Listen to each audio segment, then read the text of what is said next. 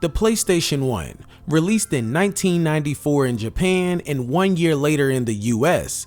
This system was a failed collaboration between Sony and Nintendo to create a CD-ROM based add-on for the Super Nintendo, and I'm glad it did fail, otherwise there would have never been a PlayStation. Therefore, we would have never gotten a PS2, which is my favorite console of all time, by the way. But back to the original OG PS1, which was also a good system. So I'm going to give you a quick history lesson. As I said, PS1 was released in 1994 in Japan and 1995 in the US. Well, in 1999, we got the first ever PS1 emulator called the Virtual Game Station. It was an emulator by Connectix that allowed Sony PlayStation games to be played on a desktop computer. It was first released for the Macintosh and was showed off at Macworld in 1999 by Steve Jobs. This emulator was released at a time when the Sony PlayStation was at its peak of popularity. Even back then, this emulator enabled games to run at full speed on powerful computer hardware in its time.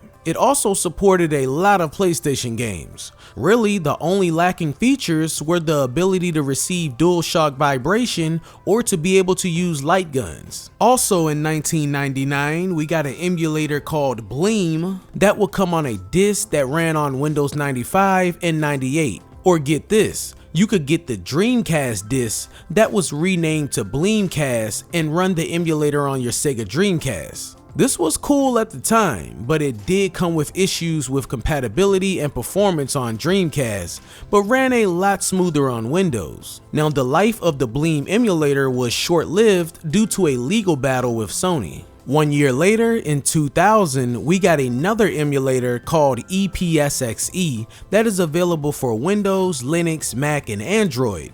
This was a big step up from what we had seen before.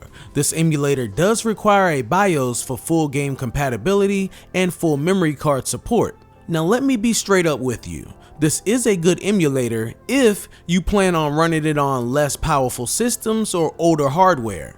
But if your computer or Android are running specs from the past 4 to 5 years, then, well, you want to go with the options I offer later in this video. Another notable emulator is PCSX Reloaded, available on Windows, Linux, and Mac. This is the easiest emulator out of these to set up, plus its compatibility is high, and even better, it doesn't require a BIOS to run your games. However, using this as a standalone emulator is fine. You will have a good experience.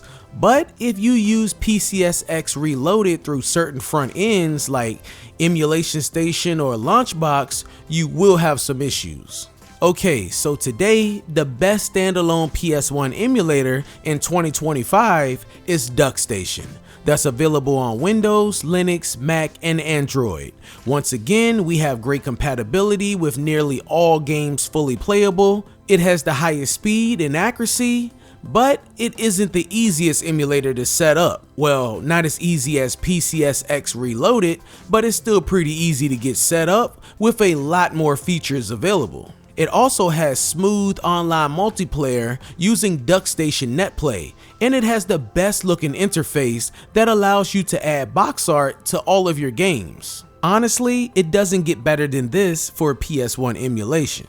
Now, in most cases, standalone emulators are the best, but most of your multi-system emulators have PS1 options as well. The big one being RetroArch. There are cores on there for PS1 emulation, and really they all do a decent job. I personally use the PCSX Rearmed core. Also, you can use Manafin or BizHawk on Windows. If you're on Mac, then you can use OpenEmu, and if you're on Android, there is Lemuroid. All of these are great choices for PS1 emulation because PS1 emulation has been in development for so long that at this point, it really isn't bad no matter what you use.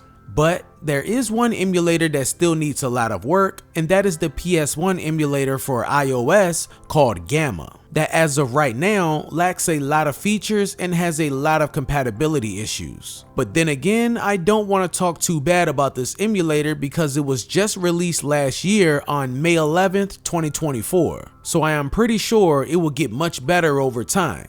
At the end of the day, my number one pick for Windows, Mac, Linux, and Android is DuckStation. Hands down, no questions asked. If you're on iOS, I recommend RetroArch using the Beetle Core. So in 2025, PS1 emulation is in a great spot, with every emulator that's available besides Gamma being a good emulator with near perfect compatibility. You really can't go wrong no matter what you decide to use. Speaking of use, if you need help setting up any of these emulators, you can check out my setup guides in the description below.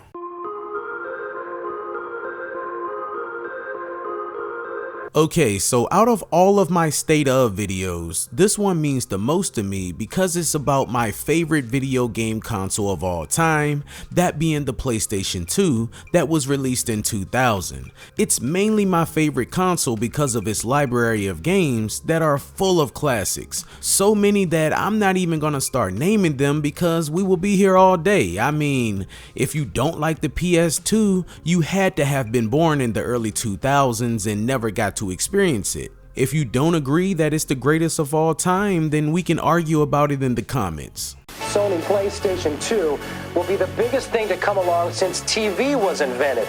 Let's fast forward to today, and if you are someone that didn't experience the system, well, you can emulate the system today, and you have a couple of ways to do so. So let's start off with PCSX2. The original OG PS2 emulator that continues to set the benchmark for PS2 emulation quality. Today, the emulator's compatibility is at over 98%. That means that almost every game ever released for the system is playable from start to finish, which is crazy. But then again, this emulator has been in development since 2002, so maybe it's not that crazy. Now, I have really nothing negative to say about this emulator at all, and we really haven't got a huge update in 2025, but back in 2024, we got a big one. That was adding Vulkan API support, which resulted in up to 10 times performance improvement over previous versions. This upgrade has enabled smoother gameplay and higher frame rates, even for demanding titles. Also last year, there was a big update that supported new controller types, improved save state compression, and enhanced debugging tools. And if you're a Linux user, well, PCSX2 has improved compatibility with modern Linux systems by enabling wayward support by default, giving you a seamless experience for Linux users. If you're on Mac, guess what? You can also get this emulator as well, and it runs really well on Apple Silicon. Even the oldest M1 chips will give you a great experience. The emulator is well optimized to run on the weakest specs, but the newer your CPU plus the more cores you have, the smoother your gameplay will be. There will be reduced input lag, faster load times, and faster memory speed. The only downside to this emulator is that you will have to find your own BIOS file, which is required to run games, but these days, that's as easy as a quick Google search. Other than that, I mean, the emulator is near perfect. Now let's say you prefer to use a multi-system emulator such as RetroArch, and you want to use a PS2 core. Well, there is one called the LRPS2 core, which is a modified version of PCSX2 that allows you to experience PS2 games within RetroArch ecosystem. While earlier versions of LRPS2 face performance and compatibility challenges, recent updates have addressed many of these issues, making it a good option for PS2 emulation within RetroArch. But if you want my personal opinion, I would still just use the standalone version of PCSX2 over this core. You can also integrate the standalone version of RPCS2 into RetroArch. That's if you don't want to use the LRPS2 core. There is another PlayStation 2 emulator that you may not be aware of called Play that is available for Windows, Mac, Linux, and Android. Now, it's nice to have more than one option for a system, but Play is lagging way behind PCSX2 and the LRPS2 core. Play has a compatibility of 47% of games, which is almost halfway. The emulator also hasn't received an update in a while, but for what I know, it is still in development. For my mobile gamers, Android and iOS also have some options. Unfortunately, on iOS, your only option is to use the Play emulator, which runs worse than it does on Android. But if you do decide to use it on Android, you will have a much better experience. Now, if you want an even better experience on Android, then there is an emulator called Aether SX2 that has great compatibility and performance. And you have a lot of settings to play with, including graphics and save states. And if you have an Android device with a pretty powerful chipset, then you will be able to run games at full speed with no slowdowns, giving you smooth gameplay. Also, on the Play Store for Android, there is Daemon PS2, which is another pretty good PS2 emulator, but you will have more issues with graphics, slowdowns, and glitches using Daemon on lower-end devices. The best of the best on mobile is Aether SX2. Sorry Apple users, you guys miss out on all the goodness. For Steam Deck and ROG Ally, these devices are powerful enough to run PCSX2 with a bit of graphic upscaling at full speed. Even Sony is using emulators these days, as they use their own for PS Plus Premium for PS4 and PS5. But just like any emulator, they have experienced some technical issues but have quickly fixed them as well with patches. So as of 2025, PS2 emulation is in a good space, with nearly every game being playable on PCSX2 with little to no issues affecting gameplay at all. The developers have really shown their dedication to this project, giving us the ability to relive classic PS2 titles on Linux, Macs, or PCs, better than we ever could have imagined. If you need help getting PCSX2 set up on your device, then check out my setup guides in the description below.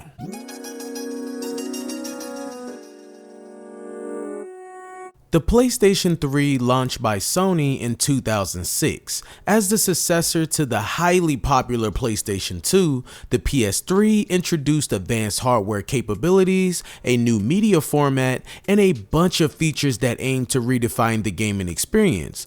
Although this was my least favorite PlayStation, well, that was until the PS5 released, the PS3 still had some pretty decent exclusives, like Resistance 3, Little Big Planet 2, and Infamous 2, just to name a few. As of 2025, PlayStation 3 emulation has reached remarkable milestones, transforming from a niche endeavor into a robust platform for game preservation and accessibility. At the forefront of this progress is RPCS3, the leading open source PS3 emulator, which has achieved significant advancements in compatibility, performance, and platform support. RPCS3 now boosts over 70% compatibility with the PS3's commercial library, meaning over 2,500 titles are playable from start to finish with minimal issues. This includes major titles like Persona 5, Demon's Souls, and Ratchet & Clank: A Crack in Time. Recent updates have addressed rendering issues in games developed with Insomniac's engine, improving visuals and increasing emulation accuracy. Performance enhancements have been substantial, with certain updates delivering performance gains of up to 100% in CPU-limited scenarios. These improvements make it possible to run demanding PS3 titles on modern hardware with enhanced stability and visual fidelity. RPCS3 has expanded its reach beyond traditional PC, Linux, and Mac OS. In March 2025, an early alpha build became available for Android devices, marking a big step towards mobile PS3 emulation. While still in its infancy, this development opens the door for future enhancements in portable gaming.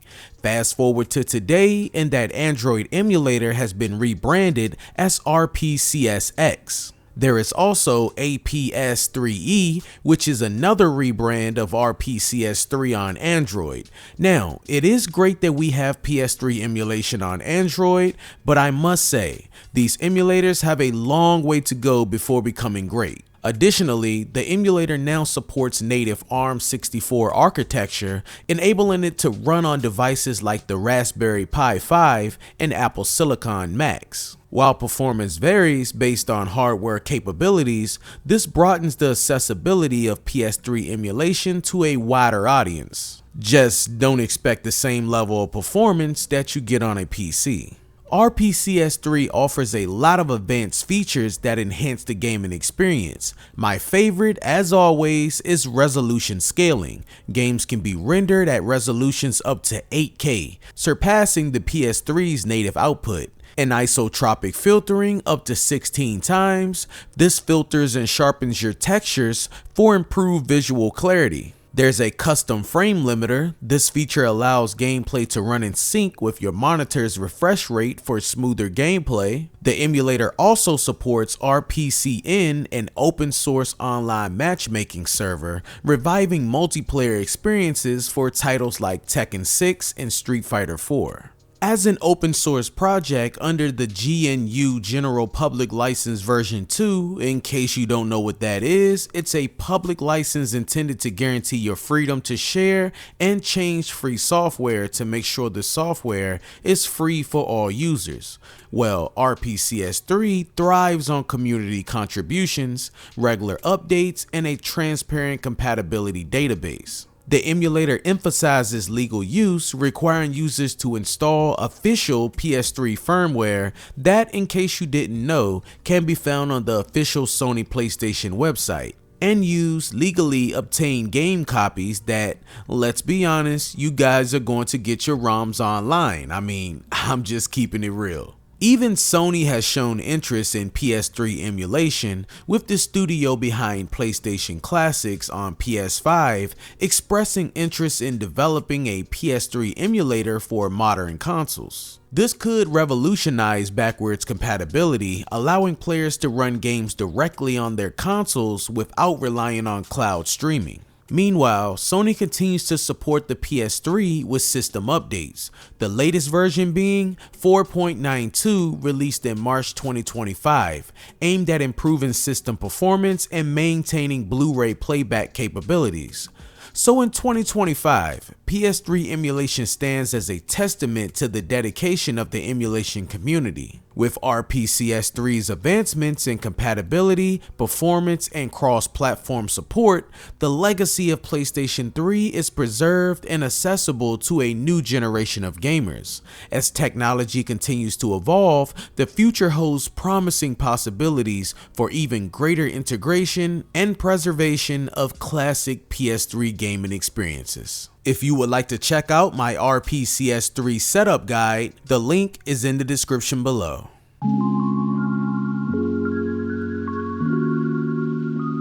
The PlayStation 4, released in 2013. I would say it's the second best PlayStation system to be released, right behind the PS2. The PS4 gave us some great exclusives that are still being played today, such as the reboot of God of War, Marvel's Spider-Man, Ghost of Tsushima, and The Last of Us Part 2, just to name a few.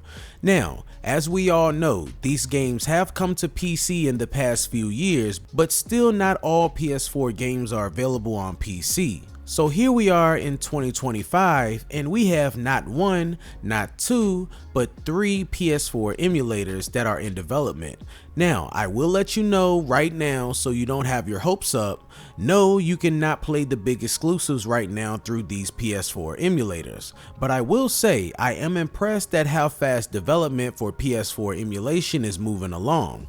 I mean, they went from the experimental stages to developing playable experiences pretty quick, a big one being Bloodborne. This progress is due to the dedicated efforts of open source developers and the increasing capabilities of modern hardware.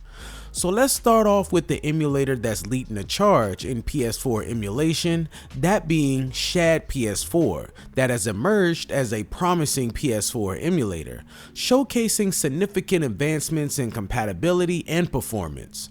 Shad PS4 was released in late 2023 and was developed by a guy named George, also known as Shadow, who has also worked on PCSX and founded PCSX2.